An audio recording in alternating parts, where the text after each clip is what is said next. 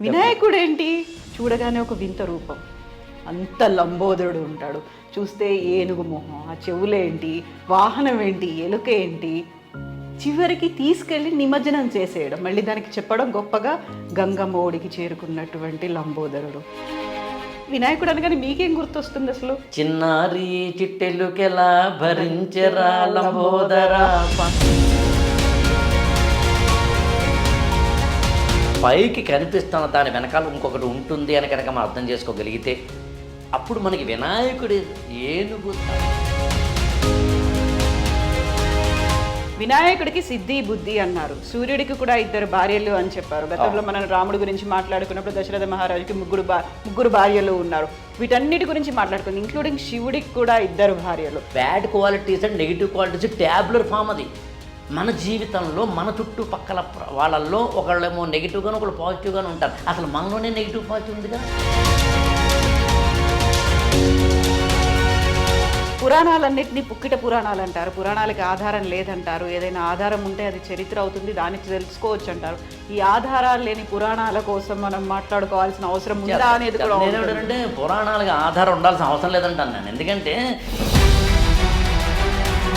పార్వతీదేవి ఒక సృష్టించింది, ఒక బాలకుడు ఉన్నాడు. ఆ విషయం లయకారకుడైనటువంటి శివుడికి తెలియదా? దేవుడు అన్నీ తెలుస్తాయి. చీమ కూడా శివుడి ఆజ్ఞ లేనిది కుట్టదు. ఎందుకు తెలుసుకోలేకపోయాడు? అంత కోపం ఎందుకు? చిన్న బాలుడు, దేవుడు ఆయన, చిన్న బాలుడు అడ్డుకున్నాడని కోపంతో తల నరికేస్తాడా? మళ్ళీ దేవుడే కదా, ప్రాణం పోయొచ్చు కదా, వెతికి వెతికి ఏనుగు తలను తీసుకొచ్చి పెడతాడా? ఏంటి అసలు ఇది? మనిషికి ఎంత మెమరీ ఉంటుందో ఏనుగు అంత ఉంటుంది. బాడీ లాంగ్వేజ్ కానీ, బ్రెయిన్ పవర్ కానీ, మెమరీ పవర్ కానీ, ఇంటెలిజెన్స్ కానీ, ఇప్పుడు మనం చెప్పుకున్న ఎమోషన్స్ కానీ.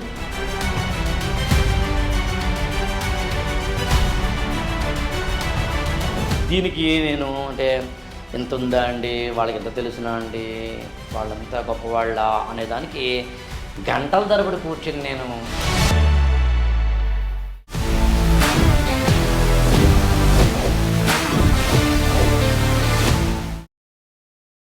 నమస్తే, వెల్కమ్ టు ఐ డ్రీమ్ అవివి విత్ ఆకేళ్ళ చాప్టర్ 1 వినాయకుడు.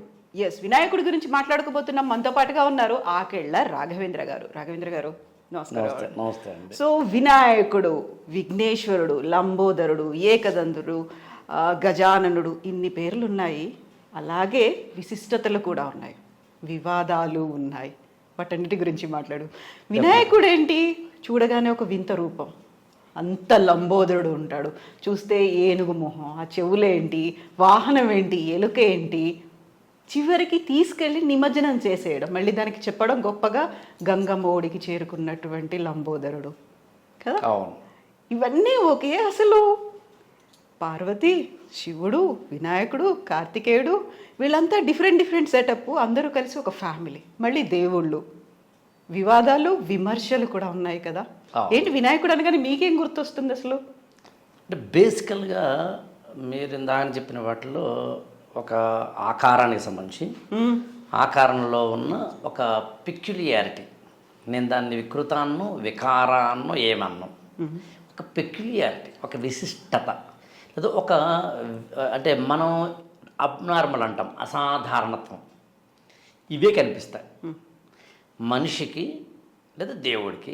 మానవ దేహానికి ఏనుగు తలకాయ, పెద్ద పొట్ట, పెద్ద ఆకారము, ఆయన్ని మోయడానికి ఖచ్చితంగా ఏనుగో ఏదో ఉండాలి, కానీ చిట్టెలుక.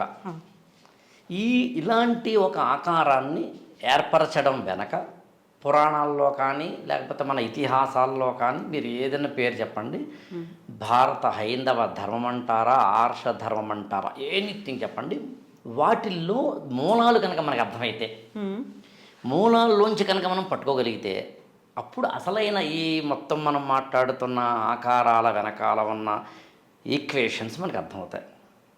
నేను మామూలుగా ఏం చెప్తానంటే, ఏదైనా సరే రావణాసుడికి పత్తలకాయల, కృష్ణుడికి 16,000 మంది గోపికల, ద్రౌపదికి 5 భర్తల, రాముడు ఒక ఏకపత్ని వ్రతుడై ఆ భార్యనేమో అడవుల్లో వదిలేసి వచ్చేయడమా, లేదా ఆయన భార్యని ఎవరో ఎత్తుకుపోవడమా, ఆయనకి సేవకుడుగానేమో వానర జాతికి చెందిన హనుమంతుడు ఉండడమా, ఇవన్నీ ఏంటి?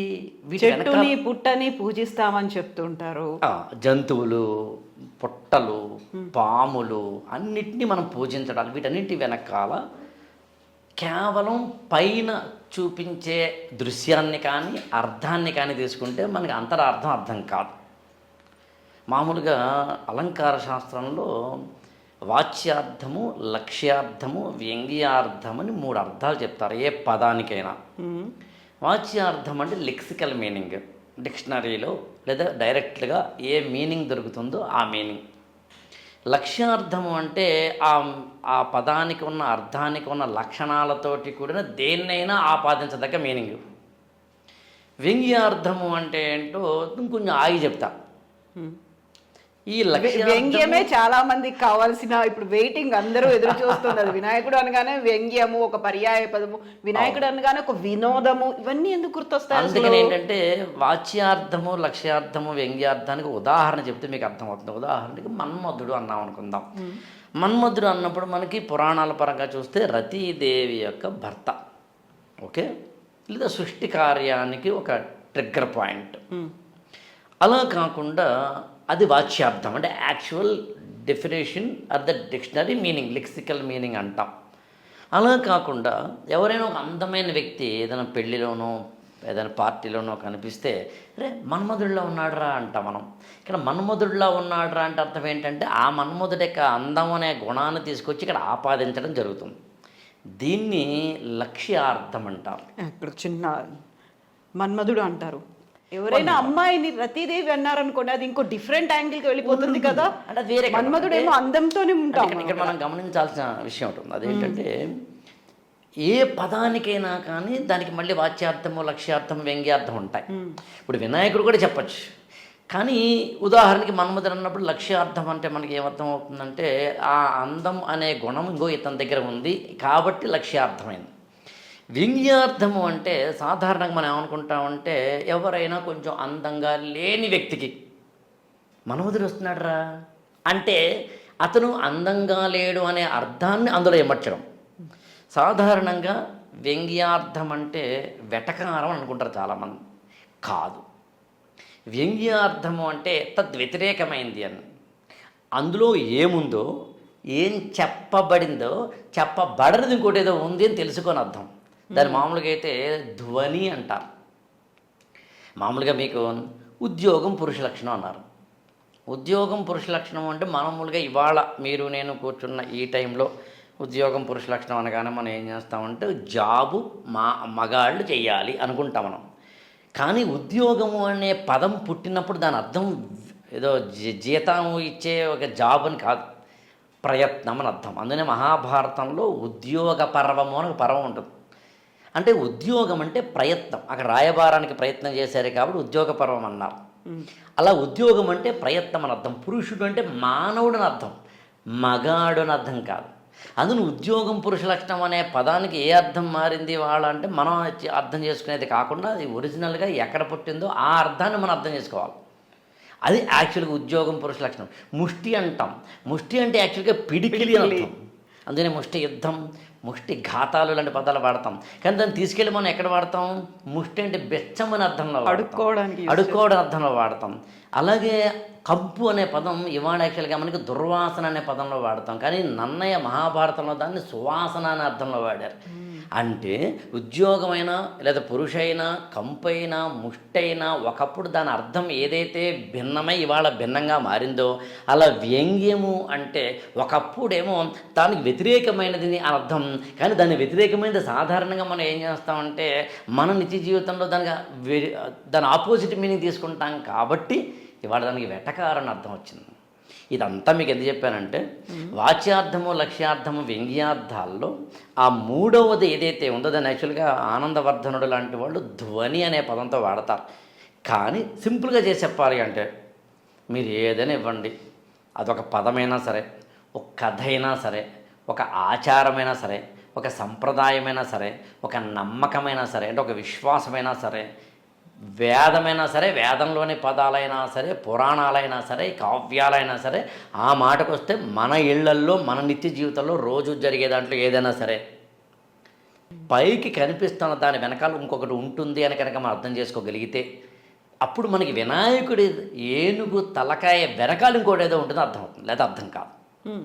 ఎప్పుడైతే మనకి ఈ ఇన్నర్ మీనింగ్ని అంటే అంతరార్థాన్ని నిగూఢార్థాన్ని తెలుసుకోవాలి అనే ఒక కంటి చూపు లేకపోతే కళ్ళజోడు లేకపోతే మనకి ఏది అర్థం కాదు. ఇందాక నేను చెప్పినట్టుగా కృష్ణుడికి 16,000 మంది గోపికలు అర్థం కాదు, అది మరొకటి అర్థం కాదు. ఇవాళ మనం వినాయకుడు అనే కాన్సెప్ట్కి కన్ఫైన్ అవుతున్నాం కాబట్టి ఆ ఉదాహరణ తీసుకునే ప్రయత్నం చేస్తాను నేను. కావాలని మనం నెక్స్ట్ ఎపిసోడ్లో ఏదైనా వేరు తీసుకునే ప్రయత్నం చేద్దాం. But one thing is sure, I repeat it, మనం కనుక పైకి కనిపిస్తున్న దృశ్యానికి, పై కనిపిస్తున్న కథకి, పై కనిపిస్తున్న పదానికి, పై కనిపిస్తున్న అర్థానికి, పై కనిపిస్తున్న ఆచారానికి, పై కనిపిస్తున్న సంప్రదాయానికి, పై కనిపిస్తున్న విశ్వాసానికి వెనకాలకు వెళ్ళి చూడగలిగితే, ఆ వెనకాలకి వెళ్ళి చూడడం అనేది పురాణాలకే కాదు, కావ్యాలకే కాదు, సినిమాలకి అనువర్తిస్తాం, ఈవెన్ మన నిత్య జీవితంలో కూడా అనువర్తిస్తాం. నేను మీ ఇంటికి వచ్చినప్పుడు మీ ఇల్లు ఎలా నీట్గానో డెకరేటెడ్గానో పెట్టుకున్నారనే దాన్ని బట్టి ఎంత కాదనుకున్నా మీ సైకాలజీ బయటపడుతుంది. ఎంత కాదనుకున్నా మరీ ప్యూర్గా బయటపడుతుందా లేదా అన్నది కాదు, మీకు తెలియకుండానే మాత్రం బయటపడుతుంది. మీకు చాలా బ్లాక్ అంటే ఇష్టం అనుకుందాం, వైట్ అంటే ఇష్టం అనుకుందాం, రెడ్డిటీకలు బ్లాక్ అండ్ వైట్గా ఏదో అందమైన తయారు చేసుకుంటూ ఉంటారు. మీకు పుస్తకాలు అంటే ఇష్టం అనుకుందాం, ప్రత్యేకంగా కొన్ని పుస్తకాలు పెట్టుకునే ప్రయత్నం చేస్తారు. మీకు ఏదైనా కొన్ని కొండపల్లి బొమ్మలు ఇష్టం అనుకుందాం, అవన్నీ పెట్టే ప్రయత్నం చేస్తారు. మీకు తెలియకుండా జరుగుతుంది అది. ఇదంతా ఎందుకు చెప్తున్నానంటే మన ఆచారాల్లో కూడా, సంప్రదాయాల్లో కూడా, కథల్లో కూడా వినాయకుడి యొక్క శిరస్సుకు సంబంధించిన దాంట్లో కూడా ఈ లోతుకు వెళ్ళి చూడాల్సిందే. ఇప్పుడు ఆ వాచ్యార్థ వ్యంగ్యార్థ ఏవైతే అన్నానో ఇందాకన ఆ లోతుకి వెళ్ళి చూడాల్సిందే. అది చూసే ప్రయత్నం చేయడమే యాక్చువల్గా నేను మీ ముందు కూర్చోడానికి కారణం. మీతో అవి ఏమీ కావు. అప్పుడు మీకు ఒక 2-3 ఇమ్మీడియట్గా వచ్చే డౌట్ ఏంటంటే, ఆకిళ్ళ గారు ఇప్పుడు ఏంటి పురాణాల గురించి, వాటి విశిష్టత గురించి మాత్రమే చెప్పబోతున్నారా? వినాయకుడు అనగానే మనకి ఏదో దేవుడు అంటే ఇంకొక కైండ్ ఆఫ్ దాంట్లో ఆ జానర్లోకి వెళ్ళిపోతాం. మీరు మమ్మల్ని అక్కడికి తీసుకెళ్తున్నారా? అదేం లేదు. నేనేమంటానంటే పురాణాలంటే అవేవో మనకు అర్థం కానివి, లేదా పురాణాలు, ఇతిహాసాలు, కావ్యాలు అంటే మన జీవితానికి అనువర్తించనివి అన్నా కూడా నేను నమ్మను. నేను అంతే పెద్ద ఆశ్చర్యమేం లేదు, మామూలుగా చెప్తా. వినాయక చవితి నాడు మనందరం కూర్చునే సమయానికి 8 రోజుల కింద వినాయక చవితి అయింది. 3 రోజుల్లోనేమో నిమజ్జనం ఉంది.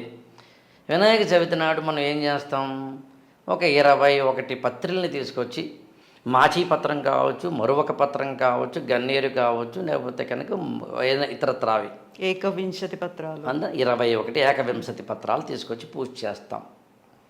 ఈ ఆయుర్వేద వైద్యుడినైనా మీరు అడగండి, లేదా వినాయక చవితి నాడు అన్ని పత్రికల్లోనూ ఆ పత్రి వెనకాల ఉన్న, అంటే ఆకుల వెనకాల ఉన్న ఆయుర్వేద విశేషాలు, ఔషధ గుణాలు ఏంటో చూడండి.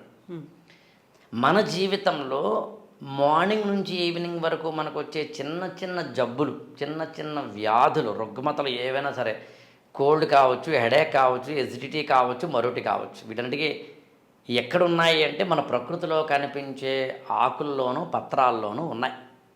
వాటిని తీసుకొచ్చి చేసే ప్రయత్నం ఇక్కడ యాక్చువల్గా. అది నేనే చెప్పక్కర్లేదు, నాకన్నా బాగా ఆయుర్వేద వైద్యులు చెప్తారు. But what I want to convey, ఒక ఏకవింశతి పత్రిని తీసుకొచ్చి ఒక వినాయకుడికి పూజ చేయడం వెనకాల ఇంత కథ ఉంది అని చెప్పే ప్రయత్నం. అది అందరికీ తెలుసును. ఇంకా అనేకమైన లోతులు ఉన్నాయని చెప్పడం నా ఉద్దేశం. ఉదాహరణకి వినాయకుడి భార్యల పేర్లేంటి? సిద్ధి, బుద్ధి, సిద్ధి. అవే ఎందుకు పేర్లు ఉండాలి? తప్పేముంది, ఉండొచ్చు కదా. మీ అమ్మగారు మీకు కవిత అని పేరు పెట్టారు, తప్పేముంది. మా నాన్నగారు నాకు రాఘవేంద్ర అని పేరు పెట్టారు, తప్పేముంది కదా. అదేం లేదు. సార్థక నామధేయం అనే పదం వాడతాం కదా. సరే, వినాయకుడు అంటే విశేషమైన నాయకుడు అర్థం వస్తుంది, గణపతి అంటే గణాలకు అధిపతిని అర్థం వస్తుంది, లంబోదర్ అంటే చాలా పెద్ద పొట్ట కలిగిన వాడిని అర్థం వస్తుంది. ఇలా ఆయన మొత్తం నామాలన్నింటినీ తీసుకుని కావాలంటే అష్టోత్తర శతనామావళి వేసుకుంటే 108 ఆయన పేర్లలో 108 అర్థాలు చెప్పుకోవచ్చు, అది వేరే కథ. కానీ బుద్ధి, సిద్ధి అనే 2 పేర్లు ఉన్నాయి, ఉండడం తప్పేం కాదు అనుకుందాం. కానీ మామూలుగా మనకి ఆ పేర్లు పక్కన పెడితే వాటి గుణాలు ఏంటి? బుద్ధి అంటే ఏంటి? మామూలుగా ఎప్పుడు అంటాం, బుద్ధి లేదు రేడికి అంటాం, అవునా? సిద్ధి అంటే ఏంటి? ఏదైనా నువ్వు కష్టపడి సాధించుకున్న దాన్ని సిద్ధి అంటాం. ఫలితం. అంతేనా?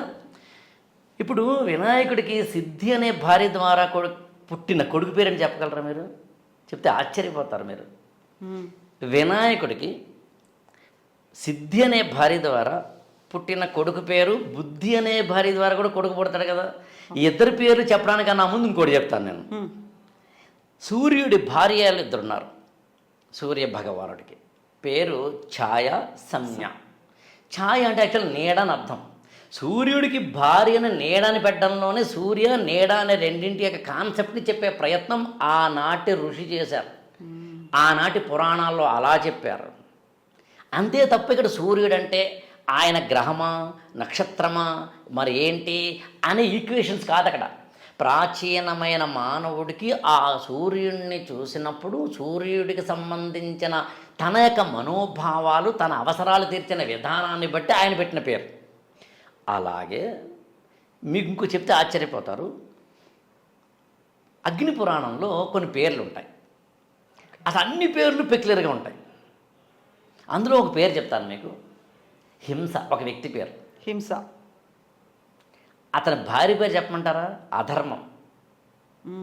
వాళ్ళిద్దరికీ పుట్టిన కొడుకు పేరు చెప్పమంటారా? అనృతుడు. కూతురు పేరు అనృతం. అనృతుడు అంటే అబద్ధాలు ఆడేవాడు, అనృతం అంటేనే అబద్ధం ఆడే అమ్మాయి అని అర్థం. హింసకు అధర్మానికి మధ్యన పెళ్లి జరిగితే పుట్టిన పిల్లవాడు అసత్యుడు అని చెప్పడం ద్వారా ప్రాచీనమైన ఋషి వ్యాసుడు కావచ్చు, వాల్మీకి కావచ్చు, కపిలుడు కావచ్చు, గౌతమ మహాముని కావచ్చు, భారద్వాజసుడు కావచ్చు, సూత మహాముని కావచ్చు, ఎవరైనా వాడు చెప్పదలుచుకున్నది ఏంటంటే ఈ పేరుతోటి ఈ గుణాన్ని చెప్పి, ఈ గుణాల వెనకాల వ్యక్తుల ప్రతిబింబాలు చెప్పి వీటి యొక్క రిజల్ట్స్ ఇలా ఉంటాయని చెప్పే ప్రయత్నం. చందమామను చూపించడానికి వేలినితోటి చూపిస్తాం. చందమామను చూపించడానికి కావాలంటే స్కేల్తో కూడా చూపించవచ్చు. కానీ వేల్ని స్కేల్ని మాత్రమే నువ్వు చూస్తూ ఊరుకున్నావా, చందమామను చూసావా అన్నది పాయింట్. అన్నం మీరు వండారు కడుపు నింపడానికే, కానీ ఆ అన్నమే నిజాన్ని కడుపు నింపడానికే కనుకైతే రోజుకొక రకం లేకపోతే కనుక వెరైటీలు లేకపోతే కనుక కూరలు వండాల్సిన అవసరం లేదు. ఎవ్రీడే ఒకటి వండితే చాలు. అసలు ఏదో తినొచ్చు కదా. కాబట్టి అర్థం వెనకాల అంతరార్థం, అంతరార్థం వెనకాల పరమార్థం ఉంది. వాచ్యార్థం దాటి లక్ష్యార్థం దాటి వ్యంగ్యార్థం. చూడు, వ్యంగ్యం అంటే వెటకారం కాదు, అంతరార్థాన్ని చాలా ఏమంటాడు మ్యాగ్నానిమస్గా చూపించేది. ఎక్కడ ఆగాను నేను? బుద్ధి సిద్ధి దగ్గర ఆగి నేను ఎక్కడికి వచ్చాను? హింస అధర్మాల దగ్గరికి వచ్చాను. ఇవి ఎందుకు ఉదాహరణ చూపించాను చెప్తాను మీకు. ఎప్పుడూ కూడా పురాణాలైనా ఇతిహాసాలైనా ఆ మాటకు వస్తే నిత్య జీవితంలో అయినా కానీ ఏదో ఒక ఉదాహరణ చెప్పేసి ఇదొకటి ఆపేస్తే కనుక నా దృష్టిలో అది గొప్ప స్టేట్మెంట్ అవ్వదు. సంపూర్ణంగా ఉండాలి. ఎస్సర్షన్ అండ్ రీజన్ ఇవ్వాలి. స్టేట్మెంట్ ఇచ్చిన తర్వాత లాజిక్ ఇవ్వాలి. ఆ లాజిక్ ఎన్నేనే ఇవ్వగలను.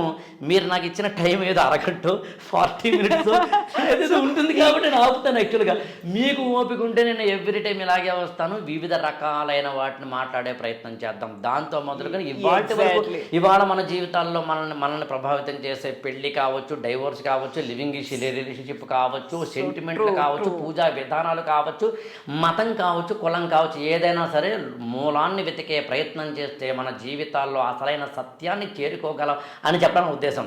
ఇప్పుడు చూడండి, మీరు అన్నారు కాబట్టి నెక్స్ట్ కంటిన్యూయేషన్ గురించి అడిగినప్పుడు, ఇప్పుడు వినాయకుడికి సిద్ధి బుద్ధి అన్నారు, సూర్యుడికి కూడా 2 భార్యలు అని చెప్పారు. గతంలో మనం రాముడి గురించి మాట్లాడుకున్నప్పుడు దశరథ మహారాజుకి ముగ్గురు భార్యలు ఉన్నారు. వీటన్నిటి గురించి మాట్లాడుకుంది, ఇంక్లూడింగ్ శివుడికి కూడా 2 భార్యలు.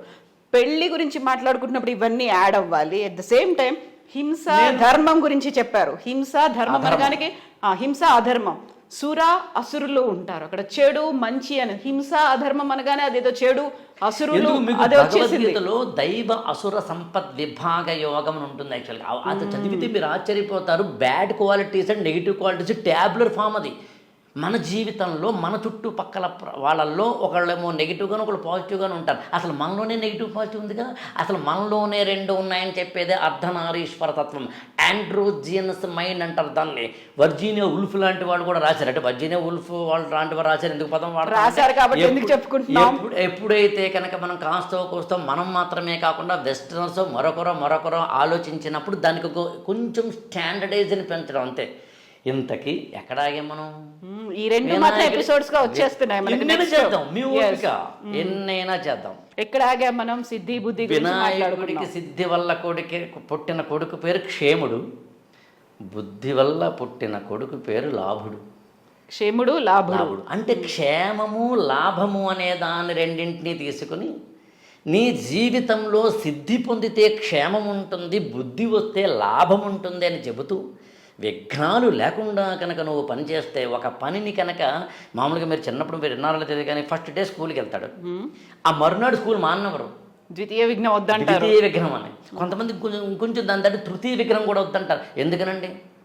ఎందుకనంటే అందులో పెద్ద ఈక్వేషన్స్, సెంటిమెంటు, ఇదేదో పురాణాలు చెప్పారండి, మీరందరూ ఛాందసులండి, మీరందరూ వేస్ట్ అండి, ఏమీ కాదు. ఒక సింపుల్, నువ్వు ఒక పని చేసేటప్పుడు దాని మీద భక్తి శ్రద్ధ లేకపోతే నువ్వు ఆ పని చేయవు. భక్తి శ్రద్ధ నీకు ఫస్ట్ డే ఎలాగో ఉంటుంది, అది కొంచెం లాగితే సెకండ్ డేకి వస్తుంది, ఇంకొంచెం లాగితే థర్డ్ డేకి వస్తుంది. మానవుడు బాగా బతకడానికి ఇవన్నీ ఉపయోగపడ్డాయి.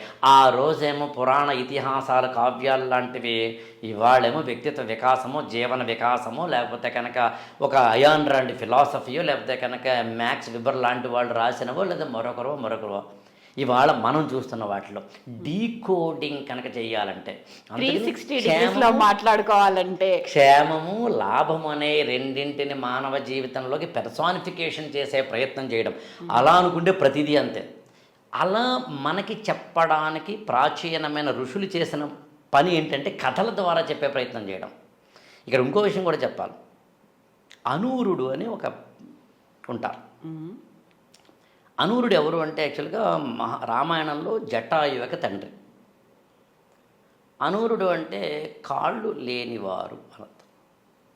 కాళ్ళు లేకపోవడం అంటే అది యాక్చువల్గా తొడలు లేవనర్థం. ఊరు అంటే తొడ, అనూరుడు అంటే తొడ లేకపోవడం, కాళ్ళు లేకపోవడం.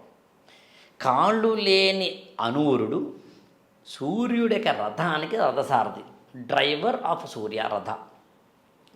సూర్యుడి రథానికి ఒకటే చక్రం ఉంటుంది. సూర్యుడి యొక్క రథంకి 7 గుర్రాలు ఉంటాయి, సప్తశ్వాలు. ఈ 7 గుర్రాలు అటొకటి ఇటొకటి వెళ్ళిపోతుంటే తాళ్ళు పట్టుకుందామంటే తాళ్ళేమో పాములే ఉంటాయి. ఈ 7 గుర్రాల ఏకచక్ర రథం నడుపుతున్న వాడి కాళ్ళు లేవు.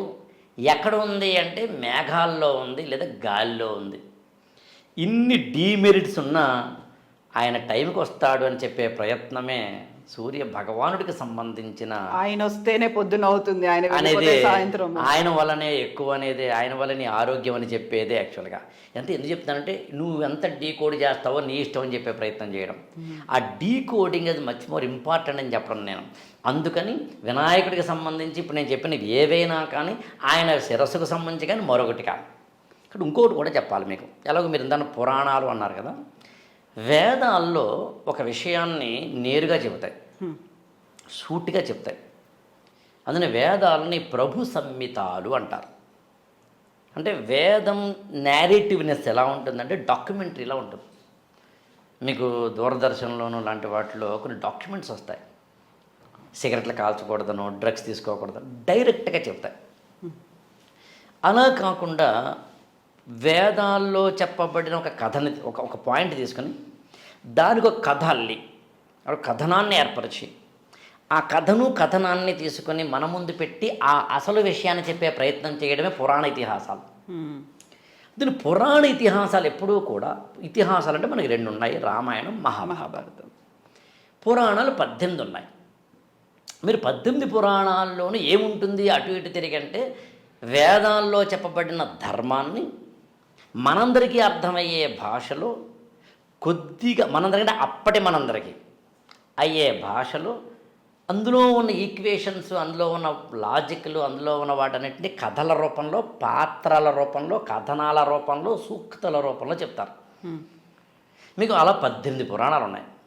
అందులో పురాణాలను మిత్ర సంహితాలు అంటారు. ఆ పురాణాల్లో ఉన్న ఇంకొంచెం కథను తీసుకుని దాన్ని ఇంకా అందంగా అల్లి చెబితే దాన్ని కావ్యాలు అన్నారు. కాళిదాసు లాంటి వాడు రాసినవి కావ్యాల కిందకు వస్తాయి. అందుకనే కావ్యాలని కాంతా సంహితాలు అన్నారు. ఏసారి ఎప్పుడైనా ఒక ఎపిసోడ్ మన ఇద్దరం చేద్దాము. పురాణాలు ముందు వేదాలు, వేదాల తర్వాత వేదాంగాలు, వేదాంగాల తర్వాత పురాణాలు, పురాణాలతో పాటు ఇతిహాసాలు, ఆ రెండింటి తర్వాత వచ్చిన కావ్యాలు, ఆ తర్వాత వచ్చిన ఉపపురాణాలు, ఔపపురాణాలు, ఉపపురాణాలు, ఔపపురాణాలు, ధర్మశాస్త్రాలు, నీతి శాస్త్రాలు, కామశాస్త్రాలు, అర్థశాస్త్రాలు, వాటి తర్వాత వచ్చిన దర్శనాలు, ఆ తర్వాత వచ్చిన తెలుగు సాహిత్యంలో వచ్చిన అలసాని పెద్దనో లేకపోతే మరొకదైన మనుచరిత్ర లాంటి ప్రబంధాలు, ఇవన్నీ చెప్పే సారం ఒకటే. తెలుగు సినిమాలో స్టోరీ ఒకటే అయినట్టుగా సారం ఒకటే. ఏంటా సారం? Giving best possible life to the human being, అంతే. ఇవాళ మీరు నేను కూడా బెస్ట్ హ్యూమన్ బీయింగ్ అవ్వడానికి, బెస్ట్ హ్యూమన్ లైఫ్ పొందడానికి ట్రై చేస్తాం మనం. బీ గుడ్ డూ గుడ్, అంతే. అంతకుమించి ఇంకేమీ లేదు యాక్చువల్గా. అయితే అలా చేసే ప్రయత్నంలో ఈ పురాణాలు లాంటివి ఏం చేస్తాయంటే కథలు చెప్తాయి.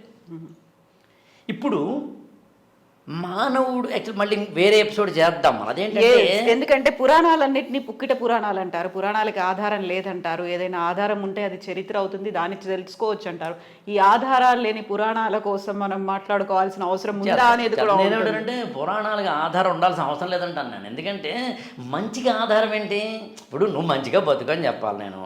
ఏమంటే ఉదాహరణకి మామూలుగా మనకు అర్థమని చెప్తాను. మీ అబ్బాయి 4 ఏళ్ళు అనుకుందాం, 5 ఏళ్ళు 10 ఏళ్ళు అనుకుందాం, పోనీ వాడు రోజు బ్రష్ చేసుకోరా అని చెప్పాలి. మా అమ్మ నేను చేసుకోను అంటాడు అనుకుంది ఉదాహరణకి. బ్రష్ చేసుకోవడం వల్ల లాభాలు ఏంటి అది కావాలంటే మీరు చెప్పండి, ఒక 4 చెప్తారు వాడికి. చెప్పిన తర్వాత ఇది ఏ సైన్స్ పుస్తకంలో ఉంది చెప్పు. నా అమ్మ ఏ ఎండి చేసిన జనరల్ ఫిజిషియన్ ఉంటారు కదా, వాళ్ళు చెప్పింది నేను నమ్ముతాను అంటే సరే చెబుదామా చెప్పకూడదు పక్కన పెడదామా. నేనేమంటానంటే మంచికి ఆధారం అక్కర్లేదంటాను, చెడ్డకి ఆధారంతో పని లేదంటాను. చెడ్డ ఎప్పటికైనా జీవితంలో వెళ్ళిపోతుంది. నేను మళ్ళీ చెప్తానండి, సమాజంలోంచి చెడ్డ ఎప్పటికీ వెళ్ళిపోతుంది. మన కంటికి అప్పటికి చెడ్డలా అనిపిస్తుంది. అది ఐ రిపీట్ ఇట్, మన కంటికి అప్పటికి చెడ్డలా అనిపిస్తుంది. ఎవరు తీసేయట్లేదే అనిపిస్తుంది. There will be a point తీసేస్తారు. There will be a point. మామూలుగా నిమజ్జనాలు జరుగుతాయి, గణపతి నవరాత్రులు జరుపుతారు. గణపతి నవరాత్రుల్ని అనేకమైన మండపాలు పెట్టి జరుపుతారు, అనేక రూపాల్లో పెట్టి జరుపుతారు.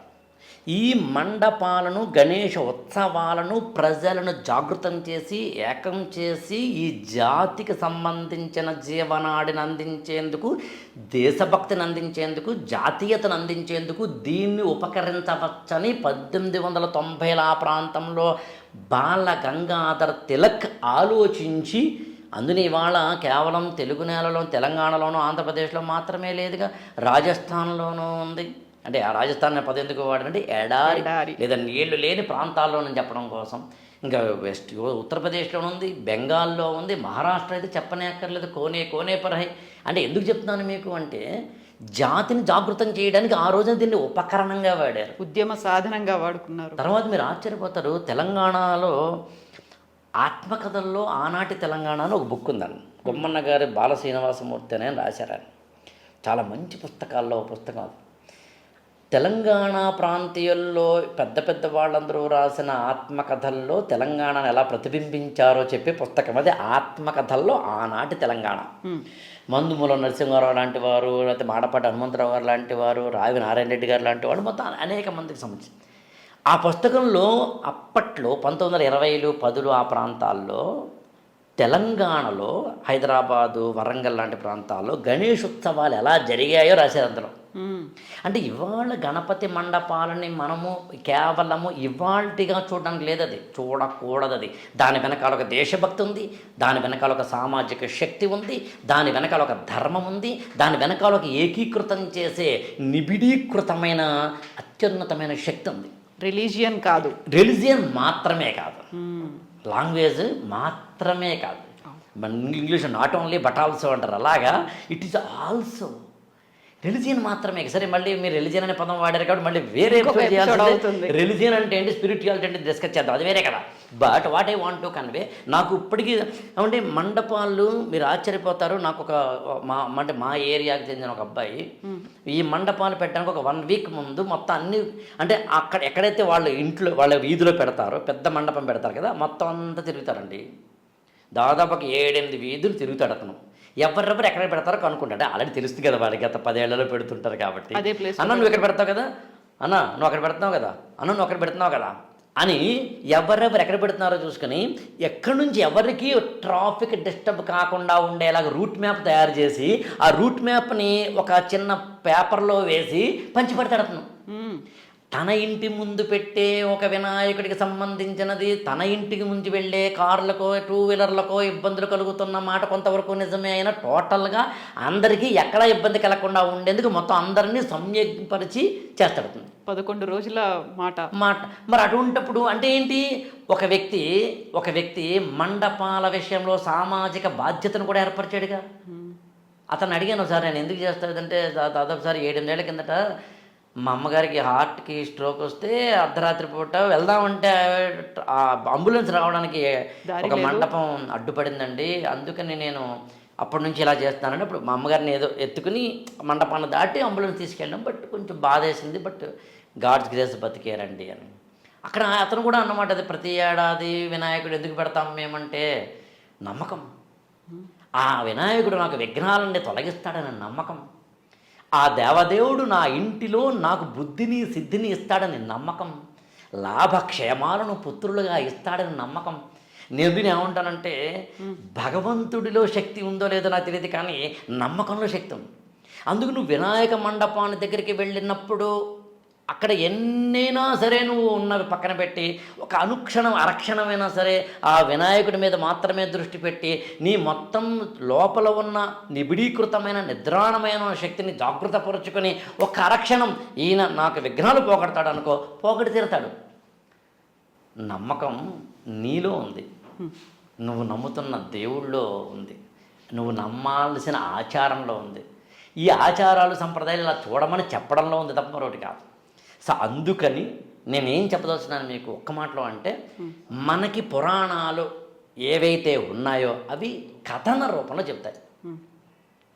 ఇప్పుడు కథన రూపంలో చెప్తాయి కాబట్టి మీరు టాపిక్ వినాయకుడు అన్నారు కాబట్టి దానికి కన్ఫైన్ అవ్వాలి. కాబట్టి నేను వినాయకుడికి సంబంధించి ఇప్పుడు డబ్బు అనగానే మనకు ఒక లక్ష్మీదేవి దేవుడిగా పెట్టుకున్నాం. చదువు అనగానే సరస్వతీదేవి, చదువులు అంటే సరస్వతి, శక్తి అంటే పార్వతి, సృష్టి అంటే బ్రహ్మ, స్థితి అంటే విష్ణుమూర్తి, లయకారుడు అంటే శివుడు. ఇట్లా మీరు దేవతలందరూ దేవుళ్ళందరూ ఏదో ఒక గుణానికి ఒక ఎనర్జీకి ఉపయోగపడుతుంది. నన్ను ఏమంటారంటే టెంపుల్ అంటే ఏంటి, సింపుల్గా ఈక్వేషన్ చెప్పండి అని ఏదో ఒకసారి నన్ను ఎవరు అడిగారు ఏదో ఒక సభలో. ఏం లేదు, మొత్తం ప్రపంచంలో ద మోస్ట్ నెగిటివ్ ఎనర్జీని కలిగింది ఏదైనా ఉందంటే అది హాస్పిటల్. హాస్పిటల్లో లోపలికి వెళ్ళేవారు రోగార్తులైతే కనుక బాధలో వెళ్తారు, లోపల ఉన్నవాళ్ళు రోగులు బాధల్లో ఉంటారు, వాళ్ళని చూడ్డానికి వెళ్ళేవాళ్ళు కూడా బాధలోనే ఉంటారు. అన్ని బాధలు, అన్ని వేదనలు, అన్ని కన్నీటి మయంతో కూడిన ఒక నెగిటివ్ వైబ్ కలిగినది హాస్పిటల్. ఇప్పుడు తిరగేయండి, లోపలికి వెళ్ళేవాడు ఆ ఎనర్జీ నాకు వస్తుంది, ఆ శక్తి నాకు వస్తుంది, నా కష్టాలన్నీ తీరిపోతాయి, నా బాధలన్నీ తీరిపోతాయి, నా ఆవేదనలన్నీ తీరిపోతాయి, నా అత్యద్భుతమైన జీవితం బాగుపడబోతోంది అనేది ఒకనొక పాజిటివ్ వైపుతో లోపలికి వెళ్తాడు ఆశావాహ దృక్పథంతో. బయట నుంచి వచ్చేవాడు అమ్మా ఎంత ఆనందంగా ఉందో, అబ్బా ఏం దర్శనం కలిగిందో, ఆ దర్శనం కలగడంతో ఎంత ఆనందం వేస్తుందంటే నాకు అత్యద్భుతమైన ఆనందం, నాకు అంత ఆనందం కాదు యాక్చువల్గా, నా కష్టాలన్నీ తీరిపోయి అని ఛాతీ వెడల్పు పెట్టుకుని బయటకు వస్తాడు, వెన్నుపాము నిటారుగా పెట్టుకుని వస్తాడు. ఎక్కడ జరుగుతుంది ఇది? టెంపుల్లో జరుగుతుంది, గుడిలో జరుగుతుంది, ఒక శక్తి కేంద్రం. ఎగ్జాక్ట్లీ, గుడి అనేది ఒక శక్తి కేంద్రం, ఒక పాజిటివ్ వైబ్. అందుకు నేను ఏమంటానంటే, నేను ఏం చెప్పదలుచున్నానంటే నువ్వు ఇలా నమ్మి వెళ్ళమని చెప్పడం నా ఉద్దేశం. ఇలా నమ్మి వెళ్ళు, ఇలా నమ్మి వెళితే నీకు జరుగుతుంది, ఇలా నమ్మకం నీలో ఉంది, నీ సబ్కాన్షియస్ మైండ్లో ఉంది, నీకు ఈ నమ్మకాలు ఏర్పరిచేందుకు వీలుగా దాన్ని నిర్మాణం చేశారు. మనకి మామూలుగా కాలేజీలు ఎలా ఉంటాయి, ఒక లైబ్రరీ తోటో లేకపోతే అక్కడ ల్యాబ్ తోటో లేకపోతే అక్కడ పచ్చని మొక్కలతోటో ఉంటే అడ్వాంటేజ్ ఏంటి, చదువుకోవాలనే కోరిక కలుగుతుంది. అలా కాకుండా ఈ పక్కన ఒక చిన్న పబ్బు పెట్టి ఆ పక్కన అందులోనే కాలేజ్ క్యాంపస్లు ఇవన్నీ పెడితే ఎలా ఉంటుంది, చదువుకోవాలనేది పోతుంది. మామూలుగా కాలేజీ స్టూడెంట్స్ని ఎవరైనా ఏదో అలా మంచి నీట్గా డ్రెస్, నీట్గా యూనిఫామ్, నీట్ షేప్డ్ ఎందుకంటారు, నీ యొక్క బాడీ లాంగ్వేజ్లో, నీ యొక్క డ్రెస్సింగ్లో నీకు తెలియకుండా నీ ఇన్నర్ ఫీలింగ్స్ దాగి ఉంటాయి. అందరూ గుడికి వెళ్ళేటప్పుడు మంచి బట్టలు వేసుకుంటాం, గుడికి పండగ వచ్చినప్పుడేమో మంచి మంచి డ్రెస్సులు వేసుకుంటాం, తలారా స్నానం చేస్తాం, ఇల్లంతా అలుకుతాము, మారేడు అని చెప్పాను చూడండి, అవన్నీ కలిపి అత్యద్భుతమైన పత్రి లేకపోతే కనుక తులసి లాంటి వాటితో చేస్తూ ఉంటాం. అలా అన్నింటికి అంటే లక్ష్మికో లేకపోతే సరస్వతికో లేదా ఎలాగైతే ఒక్కొక్క శాఖలు ఇవ్వబడిన డిపార్ట్మెంట్లు ఇవ్వబడిన లాగా నాకు తెలిసి ఆదిమ ఋషికి మన ప్రాచీనమైన మానవుడికి భారతీయుడికి అంటే తరం నిరంతరం లోపలికి వెళితే మీ నాన్నగారు నాన్నగారు మన తల్లి అలా వెళ్తే కనుక పైకి వెళ్ళేసరికి కొన్ని వందల సంవత్సరాల కిందట ఒక వ్యక్తికి మానవుడికి విఘ్నాలను పోగొట్టే ఒక దేవుడు కావాలి అనిపించింది. విఘ్నాలను పోగొట్టే ఒక దేవుడు కావాలి అనిపించినప్పుడు అలాంటి విఘ్నాలను పోగొట్టే వ్యక్తి జననానికి సంబంధించింది, అంటే గణనాథుడి యొక్క జననానికి సంబంధించి మామూలుగా ఏదో ఒక పురాణంలోనే ఎక్కడ ఉండాలి కదా, ఫస్ట్ ఎక్కడ ఉండాలి కదండి, ఒక ఆది అనేది ఉంటుంది. గణపతి యొక్క జననానికి సంబంధించి 3 పురాణాలు చెప్తాను. వాయు పురాణం, వరాహ పురాణం, బ్రహ్మవైవర్త పురాణం. బ్రహ్మవైవర్త పురాణము ఇది చెప్పినప్పుడు మొత్తం యాక్చువల్గా పురాణాలు 18 అండి. మామూలుగా ఏంటంటే భవిష్య పురాణము, భాగవత పురాణము, మత్స్య పురాణము, మార్కండేయ పురాణము, బ్రహ్మ పురాణము, బ్రహ్మాండ పురాణం, బ్రహ్మవైవర్త పురాణం, విష్ణు పురాణం, వామన పురాణం, వరాహ పురాణం, వాయు పురాణం, అగ్ని పురాణం, నారద పురాణం, పద్మ పురాణం, లింగ పురాణం, గరుడ పురాణం, కూర్మ పురాణం, స్కాంద పురాణం అని 18 పురాణాలు. అష్టాదశ పురాణాలు. ఈ అష్టాదశ పురాణాలు 18 పురాణాల్లో 6x3 కేటగిరీలు ఇవి. తామస పురాణాలు, రాజస పురాణాలు, సాత్విక పురాణాలని. తామస పురాణాలన్నీ శివుడికి బేస్ అయి ఉన్నవి, శివుడు మాత్రమే ఉంటాడని కాదు. రాజస పురాణాలన్నీ విష్ణుమూర్తిని బేస్ అయి ఉంటాయి. సాత్విక పురాణాలన్నీ బ్రహ్మ కొంతవరకు అగ్నిదేవుని బేస్ అయి ఉంటాయి ప్రధానంగా. వీటిలో చిన్న కేటగిరీస్ ఉన్నాయి, వేరియేషన్స్ ఉన్నాయి. అది నేను పురాణాలు అనే టాపిక్ని మీరు మాట్లాడతానంటే నాకు అవకాశం ఇస్తే ఆ రోజు చూద్దాం. అది మినహాయిస్తే మీరు నమ్మరు, బ్రహ్మవైవర్త పురాణం మనకి సాత్విక పురాణాల కిందకు వస్తుంది. వరాహ పురాణం రాజస పురాణాల కిందకు వస్తుంది. వాయు పురాణం తామస పురాణాల కిందకు వస్తుంది. మామూలుగా శివుడివన్నీ కూడా తామసత్వాన్ని కలిగి ఉంటాయి. శైవతత్వాన్ని గురించి చెప్పినప్పుడు మనం ఇప్పుడు మాట్లాడదాము. అంటే 3 పురాణాల కేటగిరీస్ వేరని చెప్పడం నా ఉద్దేశం. కథలు ఉన్నాయని చెప్పడం నా ఉద్దేశం. వినాయకుడి జననానికి సంబంధించిన వేరు కథలు ఉన్నాయని చెప్పడం నా ఉద్దేశం. కథలు వేరైనా, కథనం వేరైనా, అల్టిమేట్ చెప్పే పాయింట్ ఒకటే అని చెప్పడం నా ఉద్దేశం. అంటే చెప్పే విధానం, వేదవ్యాసుడు మనందరికీ ఆ పురాణాలను అందించేటప్పుడు ఒక్కొక్కరికి ఒక్కొక్క విధంగా అర్థమవుతుంది. ఇప్పుడు మనందరి వాళ్ళ ఇక్కడ కూర్చొని మాట్లాడుతున్నాం, కెమెరా ఉంది, ఐ డ్రీమ్లోంచి మాట్లాడుతున్నాం, ఇక్కడ వ్యూవర్స్కి అనుగుణంగా మనం మాట్లాడతాం. ఇవే మాటలు నన్ను ఒక టెంపుల్లో మాట్లాడమంటే, ఇప్పుడు నన్ను ఒక టెంపుల్లో మాట్లాడమంటే నేను మాట్లాడే భాష కొంచెం మారుతుందిగా. కూర్చునే వాళ్ళని బట్టి నా భాష మారాల్సిందే. వేవ్ లెంత్ అంటారు, అక్కడ నా భాష మారాల్సిందే కదా. మీరు కొంచెం క్లోజ్గా అబ్జర్వ్ చేస్తే, ఇప్పుడు నేను ఇవాళ మీతోటి మాట్లాడడానికి పెట్టుకున్న నియమాల్లో అపభ్రంశ రూపాలను ఉంటాయి. అపభ్రంశ రూపాలంటే మామూలు మనకు చెప్పాలంటే మాట్లాడకూడని పదాలు, మాట్లాడకూడని పదాలు కాబట్టి మాట్లాడలేదు ఇక్కడ. అంటే బూతులు కావు, చిన్న పదాలు. సభా మర్యాద అంత అద్భుతంగా చెప్పారు. ఆ సభా మర్యాద పదాలు ఇక్కడ మాట్లాడకూడదు డిసైడ్ అయ్యాను నేను.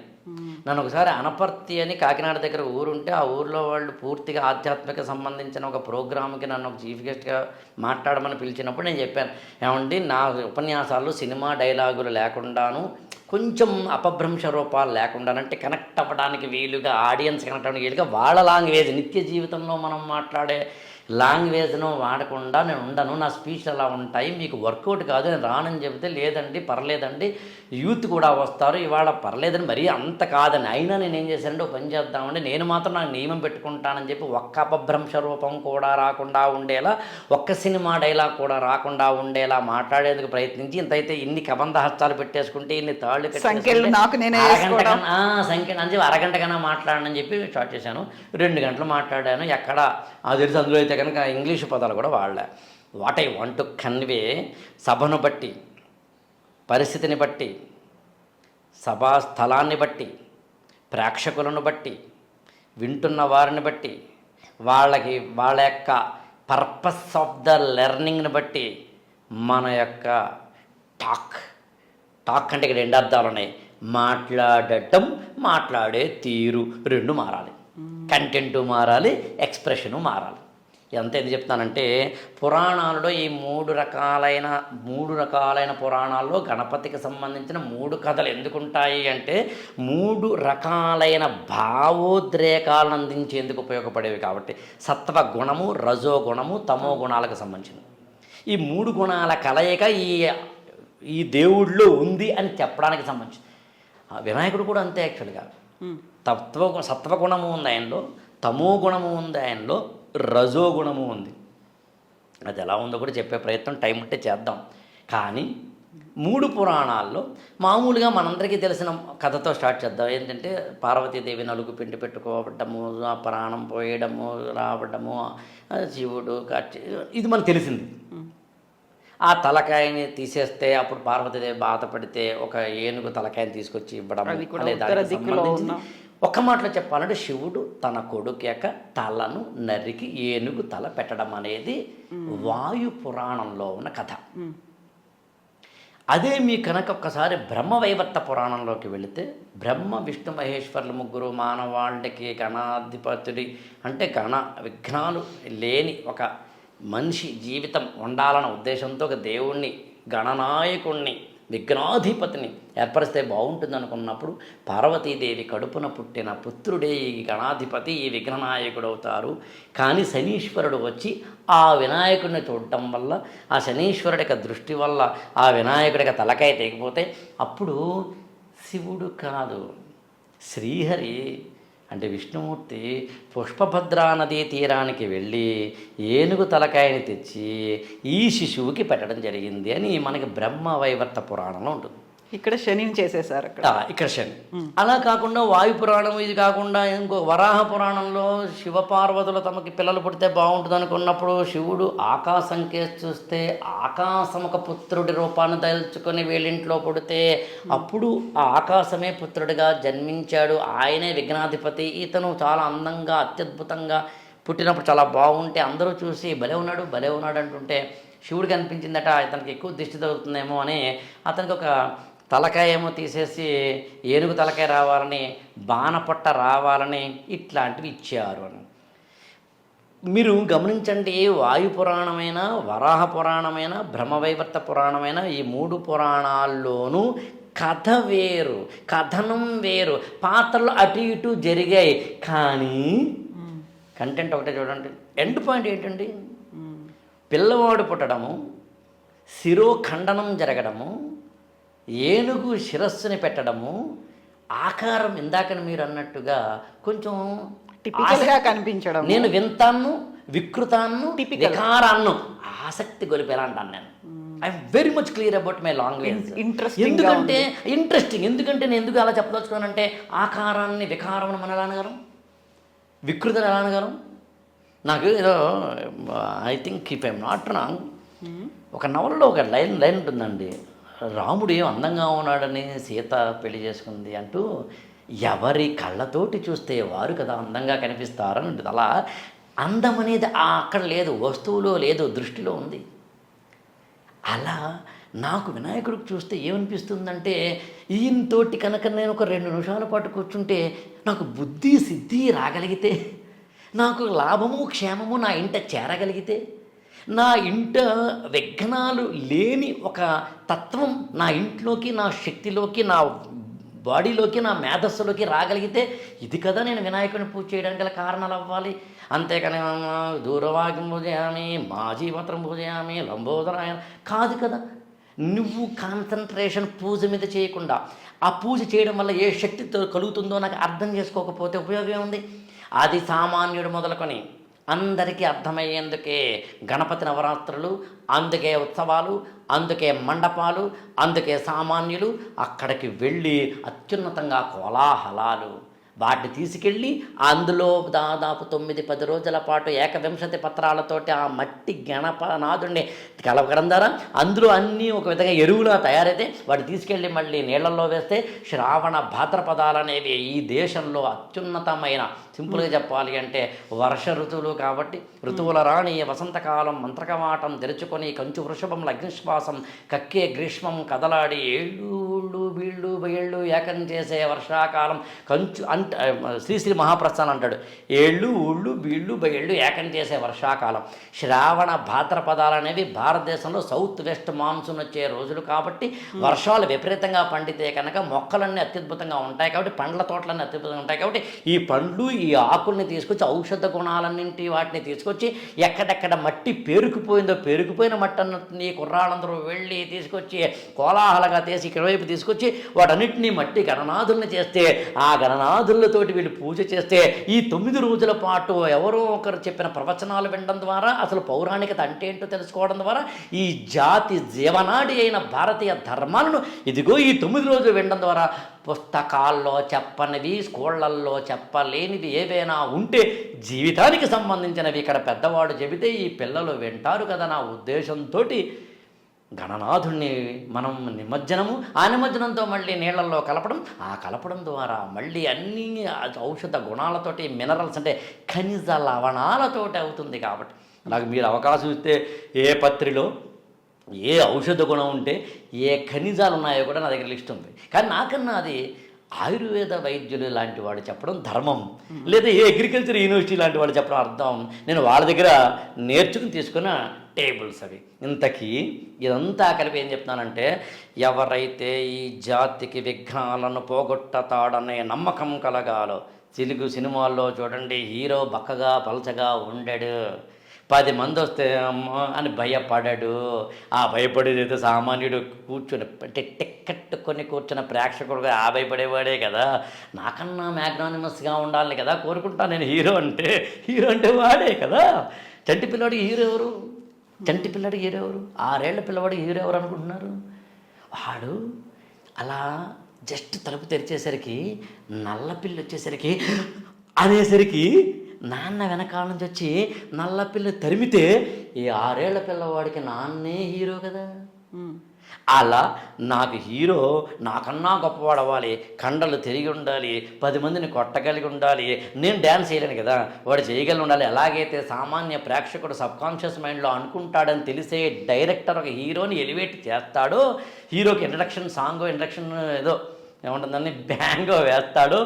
అలా ఈ జాతికి నువ్వు ఏ పని చేస్తున్నా ఏడుస్తూ కూర్చోకుండా అవుతుందో లేదో అని ఆత్మవిశ్వాసము లేకుండా, నువ్వు కంగారు పడిపోకుండా, నిరాశలో మునిగిపోకుండా, కాలు గడప దాటకుండానే కాశీకి వెళ్ళగలనా అని నీలోనే నువ్వు భయపడిపోకుండా, ఎగ్జామ్ ఇంకా కట్టకుండానే పాస్ అవుతానా అని భయాలు లేకుండా, వ్యాపారం ఇంకా స్టార్ట్ చేయకుండానే నష్టాలు వస్తాయేమో అని నిరాశలో పడిపోకుండా, పెళ్ళవకుండానే ఏమవుతుందో అని బాధపడకుండా ఉండే ఒకానొక నిరాశ, నిస్పృహ, నెగిటివిటీ అన్నిటినీ పోగొట్టేందుకు ఒక గణనాథుడు కావాలని, ఒక విఘ్నాధిపతి కావాలని బ్రహ్మ విష్ణు మహేశ్వరులందరూ కూర్చుని మీటింగ్ పెట్టుకుని నీకోసం ఒక దేవుని తయారు చేస్తున్నప్పుడు ఆయన కథలో విఘ్నాలు ఉండాలి, విఘ్నాలు తొలగించబడాలి. అలా తొలగించబడ్డం అనేది ఏ విఘ్నం చెప్పండి. మొన్న మా ఫ్రెండ్ ఒక అతను జ్వరం వచ్చింది, జ్వరం వచ్చినా కానీ లేచి నిలబడి క్లాస్కి వెళ్ళాడు అంటే మీరు పెద్ద ఎమోషన్ ఫీల్ అవ్వరు. కావాలంటే చూడండి, ఎందుకంటే ఈ జ్వరం రావడం సహజం రా. అలా కాకుండా క్యాన్సర్ వచ్చింది ఒక ఆవిడికి, క్యాన్సర్ వచ్చినా ఆ క్యాన్సర్ని జయించి ఆత్మవిశ్వాసంతో మళ్ళీ తిరిగి ఆమె తన జీవితంలో నిలదొక్కుని క్యాన్సర్నే జయించింది అన్నప్పుడు మీకు ఒక ఆత్మవిశ్వాసం కలుగుతుంది.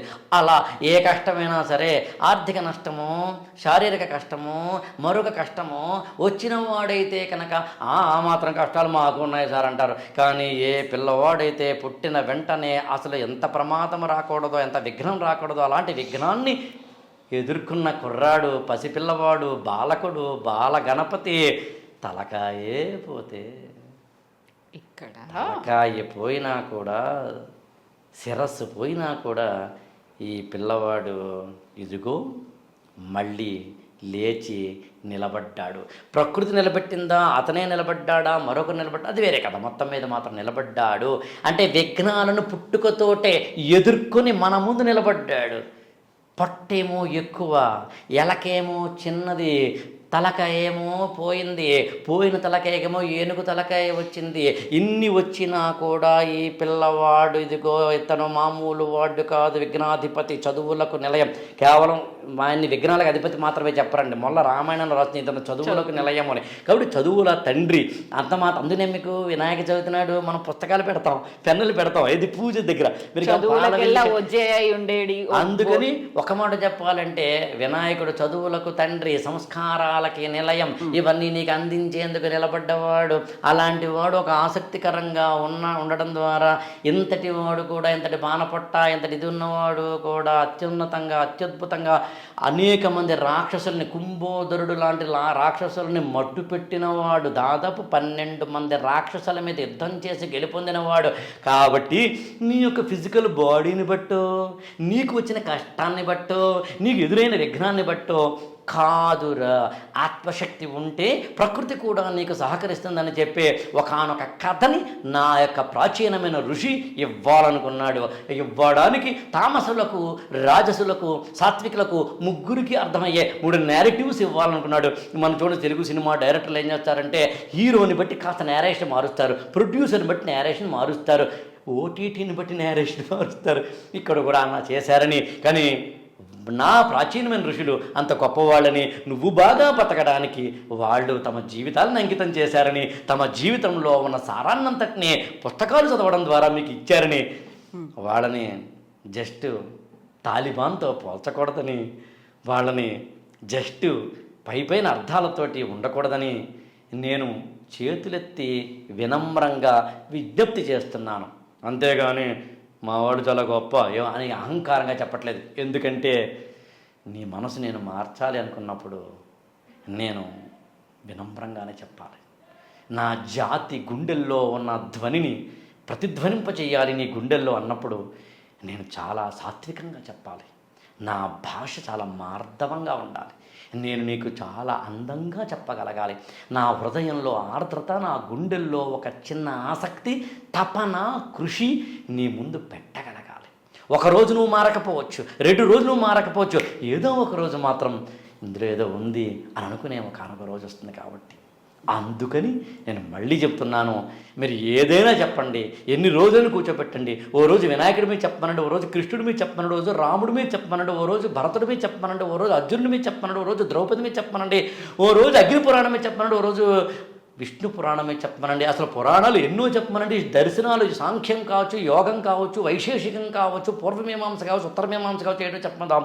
లేకపోతే అల్లసాని పెద్దన మను చరిత్రలో స్వారోశేష మను సంభవం గురించి చెప్తున్నప్పుడు ఎందుకు ఒక్క మాటలో చెబుతాను, ఎందుకు మను చరిత్ర రాసినప్పుడు ప్రబంధాలలో ఏముంటుంది అన్నప్పుడు ఆశ్చర్యపోతారు. చెబితే మీరు పెద్దగా ఏం చెప్పడం. ప్రవరుడు అనే ఒక ఆయన పెళ్ళైన వాడు వెళతాడు. పెళ్ళైన వాడు వెళ్ళినప్పుడు వరుదునని అమ్మాయి అతను ప్రేమిస్తుంది. నేను ప్రేమిస్తున్నాను అంటే నాకు ఆల్రెడీ పెళ్ళైంది, నన్ను ముట్టుకోకు అంటాడు. ఇది కథ యాక్చువల్గా. తర్వాత ఏముందో మనం ఆ ప్రబంధం చెప్పుకునే రోజు వచ్చినప్పుడు చెప్పుకుందాం. కానీ పాయింట్ ఏంటంటే, ఎందుకు అల్లసాని పెద్దన మను చరిత్రలో ఆ ఒక పరస్త్రీ దాని గురించి చెప్పాడు అంటే, ఆ రోజుల్లో కృష్ణదేవరాయల వారి కాలంలో బహుభార్యత్వం ఎక్కువగా ఉంది. ఆ రోజుల్లో వేశ్యా వృత్తి ఎక్కువగా ఉంది. కృష్ణదేవరాయల వారి యొక్క రాజధాని అయిన విద్యానగర రాజవీధుల్లో ఉండే ఒక వేశ్యల యొక్క సమూహంలోంచి వచ్చిన ట్యాక్సేషన్లోంచి ఆయన మొత్తం రాజ్యాన్ని నడిపాడు, కనీసం ఆ రోజుల్లో ఉన్న సైన్యాన్ని నడిపాడు అంటే ఆశ్చర్యం వేస్తుంది. అందుకని అది ప్రబంధమైన, కావ్యమైన, ఇతిహాసమైన, పురాణమైన, వేదమైన, మరొకటైనా ఆ మాటకు వస్తే ఇవాళ జువాలజీ అయినా, బయాలజీ అయినా, ఫిజిక్స్ అయినా ఏదైనా మన జీవితాలకు ఉపయోగపడేదే. ప్రకృతిని చూడడం అనేది జరిగితే, ప్రకృతితో మమేకమైతే, ప్రకృతి నువ్వు కాపాడుకుంటే నిన్ను కాపాడుతుంది. ఎస్, ఇక్కడ మీకు డౌట్ రావాలి. ఇక్కడ చాలా చాలా డౌట్లు వచ్చాయి. అందులో పర్టికులర్గా ఒక మూడు క్వశ్చన్స్. పార్వతీదేవి నలుగు పిండితో వినాయకుడిని సృష్టిస్తుంది. శివుడు వచ్చాడు, అడ్డుకున్నాడని చెప్పి నరికేశాడు, ఏనుగు తలను తీసుకొచ్చాడు. అసలు పార్వతీదేవి ఒక సృష్టించింది, ఒక బాలకుడు ఉన్నాడు, ఆ విషయం లయకారకుడైనటువంటి శివుడికి తెలియదా? దేవుడు అన్నీ తెలుస్తాయి, చీమ కూడా శివుడి ఆజ్ఞ లేనిది కుట్టదు. ఎందుకు తెలుసుకోలేకపోయాడు? అంత కోపం ఎందుకు? చిన్న బాలుడు, దేవుడు ఆయన, చిన్న బాలుడు అడ్డుకున్నాడని కోపంతో తల నరికేస్తాడా? ఎవరైనా అవ్వచ్చు. మూడవది, నరికేశాడు, మళ్ళీ దేవుడే కదా, ప్రాణం పోయొచ్చు కదా, వెతికి వెతికి ఏనుగు తలను తీసుకొచ్చి పెడతాడా? ఏంటి అసలు ఇది? దీని వెనకాల లాజిక్ ఉందా? నేను యాక్చువల్గా మీరు అడిగిన వాటిలో మూడవ దానికి ఇప్పుడు చెప్పగలను. మొదటి రెండింటికి చెప్పాలి అంటే మీరు నాకు పురాణాలలో ఉండే గుణగణాల వివరణ అని ఒక టాపిక్ మనం తీసుకోవాలి. అండ్ ఎందుకంటే గుణగణాలు అని ఎందుకంటున్నాం అంటే అదే శివుడు ఒక్కొక్కసారి రౌద్రంగా ఉంటాడు, అదే శివుడు ఒకసారి ఏమో శాంతంగా ఉంటాడు, అదే శివుడేమో ఒక్కోసారి బ్రహ్మకేమో సబార్డినేట్గా ఉంటాడు, అదే శివుడేమో విష్ణుమూర్తికేమో సుపీరియర్గా ఉంటూ ఉంటాడు. ఇవన్నీ ఇందాక నేను ఈ ఎపిసోడ్ బిగినింగ్లో చెప్పినట్టుగా వాచ్యార్థం దగ్గర ఆగిపోవద్దు. దాని యొక్క లెక్సికల్ మీనింగ్ కాకుండా ఇన్నర్ మీనింగ్, అది ఓ మర్మం ఏంటి, ఇక్కడ నేను అన్నీ చెప్పడం ఇక్కడ సాధ్యం కాదు. చెప్పాలంటే నేను మళ్ళీ చెప్పాను కదా గుణగణాలు పెట్టుకో తప్పదు డెఫినెట్గా. కానీ ఏనుగు తలకాయ ఎందుకు చెప్తాను. ఏనుగు తలకాయని ఎందుకు పెట్టాలి మళ్ళీ చెప్పడానికి నేను ఏం చేస్తానంటే, ప్రకృతితోటి మనిషికి ఉన్న మమేకత్వం తెలుసుకుంటే అర్థమవుతుంది. మామూలుగా ఇవాళ మనం ఎన్విరాన్మెంటల్ డే అని చేస్తాం. మీరు ఎప్పుడైనా దువ్వెంతో దూకున్నారా? దూకుంటారుగా. దువ్వెని ఎలా కనిపెట్టాడు తెలిసిన మానవుడు, మీరు చెప్తే ఆశ్చర్యపోతారు. గొల్లభామ అంటుంది, గ్రాస్ హాప్పర్ అంటారు ఇంగ్లీష్లో. గొల్లభామ అనేది మిడత కూడా అంటారేమో కొన్ని ఏరియాల్లో. అది నడిచేటప్పుడు ఎలా నడుస్తుందో, చీమ నడిచేటప్పుడు ఎలా నడుస్తుందో అలా నడకని అర్థం చేసుకున్న ప్రాచీనమైన మానవుడు తలలో ఉన్న పేలు లాంటి వాటిని తీసేందుకు వీలుగా ఉండే ఆ ఆకారాన్ని ఇలా తయారు చేస్తూ దువ్వెనొచ్చింది. స్ట్రా ఉంది కదా, స్ట్రాని సీతాకోక చిలుక తన యొక్క తొండంలా అనిపించే ఒక చిన్న ఇది ఉంటుంది, అది ఓపెన్ చేసి పూలల్లోంచి తీసుకుని తాగుతుంది. అక్కడి నుంచి వచ్చింది. ఉయ్యాలంటే చిన్నప్పుడు మీరు పిల్లల్ని ఉయ్యాల ఆడించారు కదా, అసలు ఉయ్యాల క్రెడిల్ అంటాం కదండి. ఎక్కడ చూసి అనుకుంటున్నారు? వడ్రంగి పెట్టల్లాంటి పక్షులు ఇలాగా, కొన్నేమో పక్షులు ఏం చేస్తాయంటే చెట్ల కొమ్మల్లో పెట్టుకుంటాయి, కొన్ని పక్షులేమో చెట్ల కొమ్మలకి వేలాడుతూ పెట్టుకుంటాయి. చెట్ల కొమ్మలకి వేలాడే కొన్ని పక్షుల గూడులను చూసి మానవుడు ఉయ్యాల తయారు చేసుకున్నాడు. మీరు ఇవన్నీ చెప్తే ఏమవుతుందంటే, అంటే ప్రత్యేకంగా ఓ రోజు వీళ్ళందరూ కూర్చుని అవి చేశారా? కాదు, కొంతకాలంగా అబ్జర్వేషన్ ద్వారా, ఎవ్రీథింగ్ అబ్జర్వేషన్ అండి. మనందరం కూడా అబ్జర్వేషన్ ద్వారా మాత్రమే అడుగులు ముందుకేస్తాం. అసలు మీరు నమ్మరు, మానవుడు ఇలా అనేకమైన తయారు చేసుకున్నాడు. చెప్తూ వెళ్తే మళ్ళీ టైం సరిపోదు. కానీ అందునే human being or science is nothing but nature's copycat అంటారు. కాపీ క్యాట్ అనే ఇడియం కూడా మనిషి తయారు చేసుకున్నది కాపీ చేసే పిల్లి నుంచి. పిల్లిని విపరీతంగా అనుకరిస్తాయి. మొత్తం జంతు జాతుల్లో అది ఒకటే ఎక్కువగా అనుకరిస్తుంది. దాని తర్వాత మళ్ళీ మంకీ, అందుకనే మంకీ సీ మంకీ డూ అని ఇంగ్లీష్లో ప్రోవెర్బ్ లేదా ఇడియం ఉంటుంది. అలా ఎందుకు చెప్తాను ఇదంటే, పిల్లల్ని కోతిలా పెంచుకుంటుంది. కంగారు జంతువు కూడా అంతే. ఇలా పెంచుకోవడం అనేది చూడడం ద్వారానే పొలాలలో పనిచేసే ఆనాటి స్త్రీలు పిల్లల్ని పెంచుకున్నప్పుడు వాళ్ళ నడుము కట్టు ముందు కట్టు పెట్టుకోవడం అనేది తెచ్చుకున్నారు. ఇవాళ మన రాడారు సోనారు లాంటివి ఏవైతే ఉన్నాయో, రేడియో డిటెక్షన్ రేంజింగ్ అని చెప్పి, అలాగే సోనార్ అంటే సౌండ్ నావిగేషన్ రేంజింగ్ అని చెప్పి మనం తెచ్చుకున్నది గబ్బిలాలలో ఉన్న సూపర్ సోనిక్ వేవ్స్ నేర్చుకున్నాం. గబ్బిలాలలో ఉన్న సూపర్ సోనిక్ వేవ్స్ అనే దాన్ని 1920 ఆ ప్రాంతంలో ప్రొఫెసర్ హ్యాట్రిడ్స్ అని ఆయన first time super sonic waves తోటి ఇవి తమ యొక్క కళ్ళు కనిపించాల్సిన అవసరం లేదు, ఎక్కడ ఏమి ఉండాల్సిన అవసరం లేదు, చూస్తూ వెళ్తాయి. ఇలా చెప్పుకుంటూ వెళ్తాము. జంతు శాస్త్రం మీద ఒకటి పెట్టుకోవచ్చు. అందునే మీకు కానీ మన ఐ డ్రీమ్ వర్క్ అని కోరేది అదే. బయాలజీ తెలిసిన ఒక ప్రొఫెసర్ని కూర్చోబెట్టండి, బయాలజీని వాళ్ళ జీవితంతో అప్లై చేయమనండి.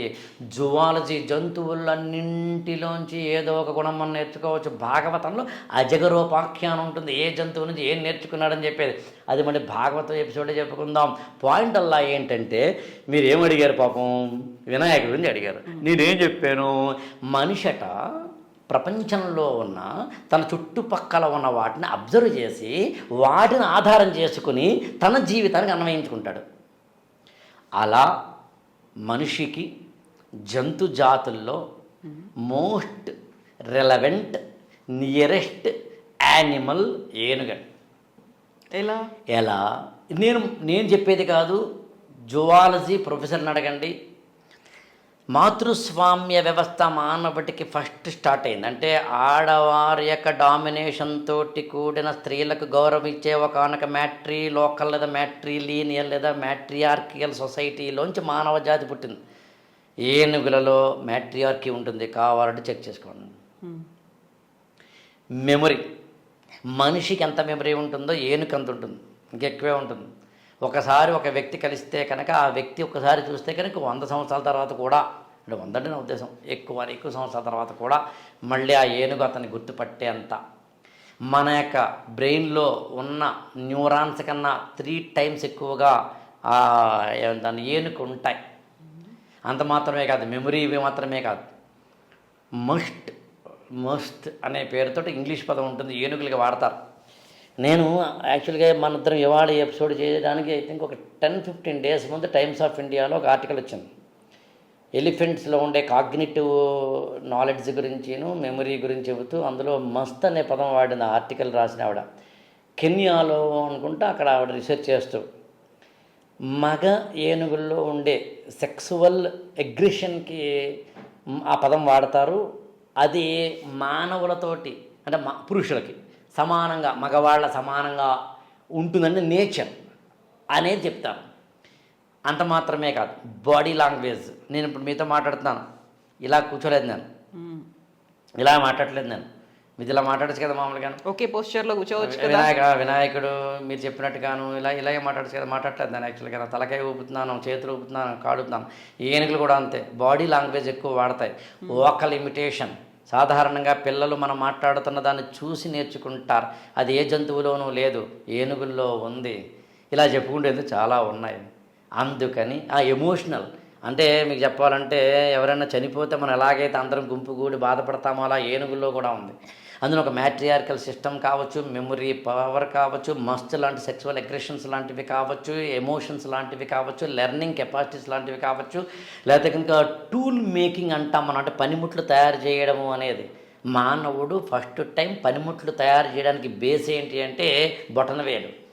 మామూలుగా అయితే చేతులు ఇలా ఉంటాయి, అన్ని జంతువులు ఇలాగే ఉంటాయి, మహా అయితే కొద్దిగా ఇలా విడిగి ఉంటాయి అంతే. కానీ ఒక మానవుడికి మాత్రమే బొటనవేలు పూర్తిగా విడిపడటం వల్ల ఏదైనా పట్టుకోవడం సాధ్యమైంది. కాబట్టి పనిముట్లు తయారు చేయడం మొదలైంది. కాబట్టి పనిముట్లు తయారు చేయడం మొదలైనప్పుడు అతను ప్రకృతి మీద ఆధిపత్యం చెలాయించడం మొదలైంది. కాబట్టి ప్రకృతికి లొంగి ఉండేది జంతువు, ప్రకృతి మీద ఆధిపత్యం తెచ్చుకునేది మనిషి. కాబట్టి అలా మానవ ప్రగతి సాధ్యమైంది.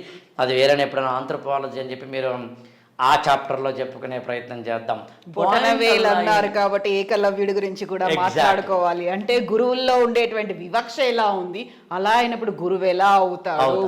సో అందుకని అలా అనుకున్నప్పుడు ఒక్క మాటలో చెప్పాలి అంటే ఇన్ని రకాలైన వాటిల్లో మనకి టూల్ మేకింగ్ ఏదైతే ఉందో, టూల్ యూటిలైజేషన్ ఏదైతే ఉందో అది మళ్ళీ జంతువుల్లో ఎక్కువగా ఉన్నది ఏనుగు. కాబట్టి ఆ ఏనుగు బాడీ లాంగ్వేజ్ కానీ, బ్రెయిన్ పవర్ కానీ, మెమరీ పవర్ కానీ, ఇంటెలిజెన్స్ కానీ, ఇప్పుడు ఇప్పుడు మనం చెప్పుకున్న ఎమోషన్స్ కానీ, tool making and tool utilisation కానీ, ఇన్నింటిలో మనిషికి దగ్గరగా ఉన్నది ఏనుగని ఆనాటి మానవుడు అలా చూశాడు, ఊహించాడు, అర్థం చేసుకున్నాడు. కాబట్టి ఏనుగు శిరస్సుని ఇతనికి అమరిస్తే బాగుంటుందని ఆయన అనుకున్నాడు. దీనికి నేను అంటే ఎంత ఉందా అండి, వాళ్ళకి ఎంత తెలుసునా అండి, వాళ్ళంతా గొప్పవాళ్ళ అనేదానికి గంటల తరబడి కూర్చొని నేను చర్చించగలను తప్ప ఏమీ చేయలేను. బట్ నేను నమ్ముతున్నాను, నాకు ఇలా ఇంటర్ప్రిటేషన్ అనిపించింది. ఎవరి ఇంటర్ప్రిటేషన్ వాళ్ళది. నాకు అనిపించింది ఇది. ఆ రోజుల్లో నేను ఎందుకు చెప్తాను ఇది ఎంత అంతే అంటే, ఆయన ఆ రోజుల్లో ఆయన అంటే కూడా ఆనాటి ఋషి వ్యాసుడు కావచ్చు, మరొకరు కావచ్చు, వారు అందించింది ఇవాళ కూడా అప్లై చేయడం నాకు ఇష్టం.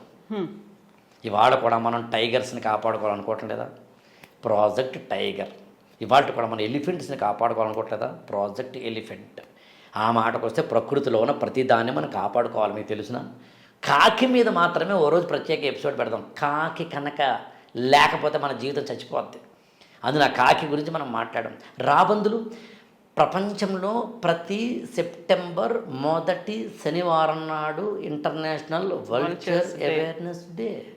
అంతర్జాతీయ రాబందుల అవేర్నెస్ అంటే ఏదో వాటి యొక్క దినోత్సవం. స్పారో డే ఉంది. స్పారో, మీరు స్పారో గుర్తొచ్చేది కాబట్టి పిచ్చుకలే కదా మీరు అనేది. పిచ్చుకల గురించి చెప్తాను చూడండి. ఇప్పుడు రాబందులు అండి, పిచ్చుకల గురించి చెప్తాను. ముందు రాబందుల గురించి చెప్పనండి. రాబందులు రామాయణంలో జటాయు ఎవరండి? రాబందే కదా. ఆ జటాయు సంపాతి వాళ్ళ నాన్న కిందాన్ని అనుకోకుండా రెఫర్ చేసిన అనూరుడు. మరి జటాయువు అంటే రాబందుని జటాయువుగా చేసి రామాయణం ఒకసారి చదవండి. జటాయువు సంపాతి రామాయణంలో హెల్పింగ్ నేచర్ తోటి కూడిన పక్షి జాతికి చెందిన వాళ్ళు కనిపిస్తారు. కావాలంటే చూడండి. అంటే రాబందు హెల్ప్ చేస్తుందిరా నీకు, నువ్వు దాన్ని కాపాడరా అని చెప్పడం. అలా కాపాడకపోవడం వల్ల భారతదేశంలో గత 20 ఏళ్ళలో, ముఖ్యంగా 15 ఏళ్లలో డైక్లోఫెనాక్ అనే ఒక మందుని విపరీతంగా వాడటం వల్ల, జంతువుల్లో అది వాడటం వల్ల వాటి వల్ల అంటే వెటర్నరీ మెడిసిన్ అది, దానివల్ల జంతువులు చనిపోయిన తర్వాత వాటికి అడేబరాల్లో డైక్లోఫెనాక్ ఉండిపోవడం వల్ల రాబందులు వాటి మీద వాలి అవి తిన్నప్పుడు అవి రాబందులు చచ్చిపోవడానికి కారణమవుతున్నాయని గమనించడం అనేది జరిగిందని చెబితే, రాబందులు లేకపోతే కనుక ప్రతి ఏడాది కళేబరాల మీద ఉన్న వాటి యొక్క క్రిమికీటకాలను పోగొట్టే పరిస్థితి ఉండదు, కళేబరాలనే తినే పరిస్థితి ఉండదు. అలా తినే పరిస్థితి లేనప్పుడు ప్రతి సంవత్సరము మన భారతదేశంలో 6 లక్షల మంది కేవలం క్రిమికీటకాలు ఇప్పుడు చెప్పిన కాజు వల్ల చనిపోతున్నారు అన్నప్పుడు మరి రాబందుకు నువ్వు దండం పెడతావు, గబ్బిలానికి నువ్వు దండం పెడతావు, నిద్దంపు లేత కస్తూరి ముద్దవోలే అంటాడు జాషువా గబ్బిలం అనే కావ్యంలో. అందుకని రాబందు దాని పిచ్చుక అన్నారు కదా, అందుకే పునరుత్పత్తి కేంద్రాలు కూడా పెట్టారు. అదే రాబందుల మీద కాకులు ప్రత్యేకంగా మాట్లాడుకుందాం. కాకుల గురించి చూసాం కదా బలగం సినిమాలో. మరి అది లిమిటెడ్ వర్షన్ అంతే, లార్జర్ పిక్చర్ అనేది ఉంది ఇంకా అంతే. పిచ్చుక అన్నారు కదా, పిచ్చుక 1958లో మావో జెడాంగ్ చైనాలో గ్రేట్ స్పారో క్యాంపెయిన్ అని పెట్టారు.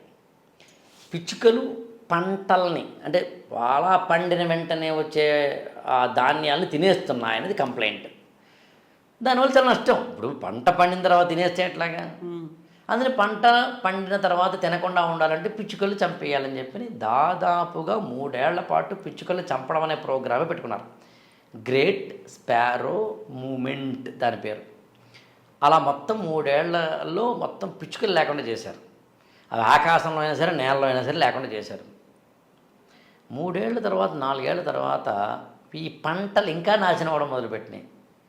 ఆహార ఉత్పత్తి తగ్గిపోయి దానివల్ల కనీసం 2-3 కోట్ల మంది చనిపోయారు ఒక 2-3 ఏళ్లలో, ఇంకెక్కువ పోనీ. ఎందుకంటే క్రిమికీటకాల వల్ల అసలు వంగడాలు అంటే సీడ్సే పోయి, పంటలే పోయి, ఆ పంటలు పండించిన ధాన్యము పోయి, ఇదంతా పోవడం జరిగింది. ఎందుకంటే ఇంతకాలం క్రిమికీటకాల కంట్రోల్లో ఉన్నాయి. ఎందుకని? పిచ్చుకల వల్ల. అందులో ప్రత్యుత్పత్తికి కూడా మరి పిచ్చుకలు అంటే ఏం చెప్తానండి, ఈ లోకంలో అందరూ కావాలబ్బా, అన్నీ ఉండాలబ్బా, మనుషులే కాదబ్బా, అందరూ మనుషులే అంటారు నేనైతే కనుక. అందరూ కనిపించే ప్రతి జీవరాశిలోనూ అందులో ఇవాళ మనం ఖచ్చితంగా వైల్డ్ యానిమల్స్ అయినా డొమెస్టిక్ యానిమల్స్ అయినా దేన్నైనా కాపాడుకుంటున్నాం.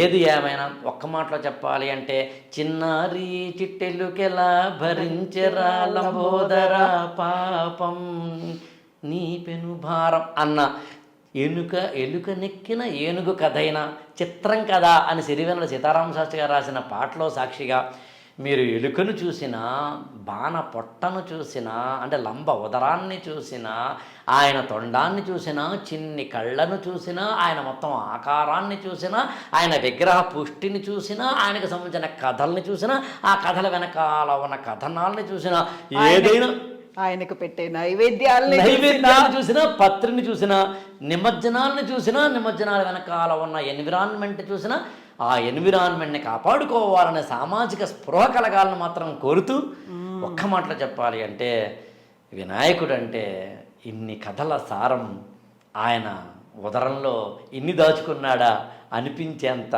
గొప్ప రహస్యాలు నేను చెప్పినవి. మనకి సిగ్మండ్ ఫ్రాయిడ్ లాంటి వాళ్ళు చెప్పినట్టుగా ఒక ఐస్ బర్గ్ అంటాడు. ఐస్ అంటే ఒక ఐస్ని నీళ్ళలో వేస్తే పైకి ఇంతే కనిపిస్తుంది, లోపల ఎంతో ఉంటుంది అన్నట్టుగా నేను కేవలం ఇంతే టిప్ ఆఫ్ ద ఐస్బర్గ్ అంటాం కదా, దాన్ని చెప్పడానికి ప్రయత్నించాను. ఇది ప్యూర్గా వివిధ జువాలజీ అని, ఆంథ్రపాలజీ అని, సోషియాలజీ అని, హిస్టరీ అని, ఎపిక్స్ అంటే పురాణాలని, అంటే మైథాలజీ అని, ఇవన్నీ చదివి వాటికి అనుగుణంగా చేసే ప్రయత్నమే తప్ప మరొకటి కాదు. ఆకెళ్ళ గారు, ఇప్పుడు కృష్ణుడి నోట్లో విశ్వాన్ని చూసింది తల్లి. ఇప్పుడు కృష్ణుడి నోట్లో విశ్వాన్ని తల్లి చూసింది. విఘ్నేశ్వరుడి ఉదరంలో కూడా మనం విశ్వాన్ని చూసాం. విశ్వం అంటే కేవలం ఒక భక్తో మనుషులో కాదు. మనం ఇప్పుడు ఏనుగులు ఎలకల గురించి మాట్లాడుకున్నాం, పిచ్చుకలు రాబందుల గురించి మాట్లాడుకున్నాం, ఓవరాల్గా విశ్వం గురించి అంతా మాట్లాడుకుంటాం. అయినప్పటికీ మనకి బోల్డ్ అని డౌట్స్ ఉన్నాయి. వాటన్నిటి గురించి 360 degreesలో మాట్లాడుకోవాలి, డీకోడింగ్ చేసుకోవాలి, అవి ఇవి అన్నీ మాట్లాడుకోవాలి. సో మనం నెక్స్ట్ ఎపిసోడ్ చేద్దాము, మ్యారేజెస్ మీద మాట్లాడుకుందాం. ఎందుకంటే ఇప్పుడు మీరు స్టార్ట్ చేసిన ఈ ఫస్ట్ ఎపిసోడ్లో శేషంగా మిగిలిపోయాయి, వాటిని కంటిన్యూ చేసుకోవాల్సిన అవసరం అయితే ఉంది. Thank you so much. Decode చేద్దాం, 360 degreesలో మాట్లాడుకుందాం, అవి ఇవి విత్ ఆకెళ్ళని కంటిన్యూ చేద్దాం తప్పనిసరిగా. Thank you so much.